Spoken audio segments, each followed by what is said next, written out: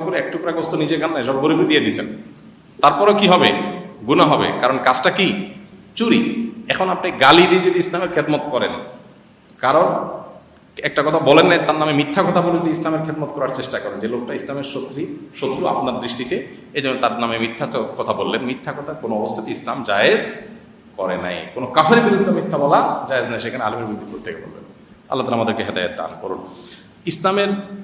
ইসলাম নিয়ে যারা আমরা ভাবি, কথা বলি, পক্ষ বিপক্ষে বিভিন্ন গ্রুপের, সব গ্রুপের মধ্যে কমক বেশি হোক এই টাইপের লোকজন আছে, যে পাল্টে মিথ্যা কথা বলা, চরিত্র হনন করা, নাম বিকৃত করা, ছবি বিকৃত করা, বাজেভাবে সেগুলোকে উপস্থাপন করা। আল্লাহ তাআলা আমাদেরকে হেদায়েত দান করে। ইসলামকে না বোঝার কারণে আমরা এগুলো সাধারণত করে থাকি। সেলফি এখন মহামারীর আকার ধারণ করেছে, এটাকে অনেকে মানসিক রোগও বলছেন, অথচ আপনারা নিজেরাও বিভিন্ন সময় সেলফি অ্যালাউ করছেন। এ বিষয়ে কিছু বলবেন? আমরা সেলফির বিষয়ে এর আগে বারবার বলেছি, প্রত্যেকটা জিনিসের একটা লিমিটেশন বা একটা প্রত্যেকটা জিনিসের একটা সীমা জ্ঞান, মাত্রা জ্ঞান থাকা দরকার। সেলফি যারা তোলেন, বিশেষ করে কিছু লোক আছে যে সেলফি তোলাটা এটা তাদের একটা রোগেই পরিণত হয়েছে, সত্যিই রোগেই পরিণত হয়েছে। সব কিছুর সাথে সেলফি, পারলে মৃত লাশের সাথেও সেলফি তোলার প্রবণতা, অসুস্থ রোগীর সাথেও যায় সেলফি তোলার প্রবণতা, পারে না কবরস্থানে গেলে সেখানেও সেলফি তোলার প্রবণতা কবরের সাথে। এটা রীতিমতো একটা রোগে পরিণত হয়েছে। আমাদের সাথে কেউ সেলফি তুলতে আসলে, আমি ব্যক্তিগতভাবে আমার কথা বলি, আমি খুবই মনোকষ্ট নিয়ে সেলফি তুলি।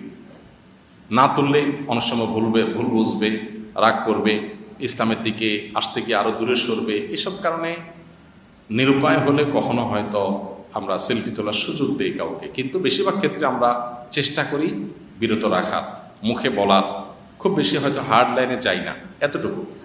বাকি ওলামা ইকরামের সাথে সাক্ষাৎ হলে, পরিচিত আলেমদের সাথে সাক্ষাৎ হলে আমাদের উচিত হলো তাদের দোয়া নেওয়া, সেলফি না।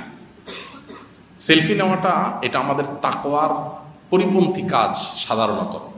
সাধারণত তাকওয়া পরিপন্থী কাজ। কারণ সেলফি তোলা হয় সাধারণত কি জন্য? ফেসবুকে একটা পোস্ট করব, তখন মানুষ বলবে ওয়াও তুমি কোথায় পাইছো, না রে মাশাআল্লাহ, মারহাবা, লাইক দিবে, কমেন্ট করবে। এটা আমার একটা ধান্দা, এটা আমার আত্মপ্রচারণা, এটা কোনো তাকওয়াবান মানুষের কাজ না।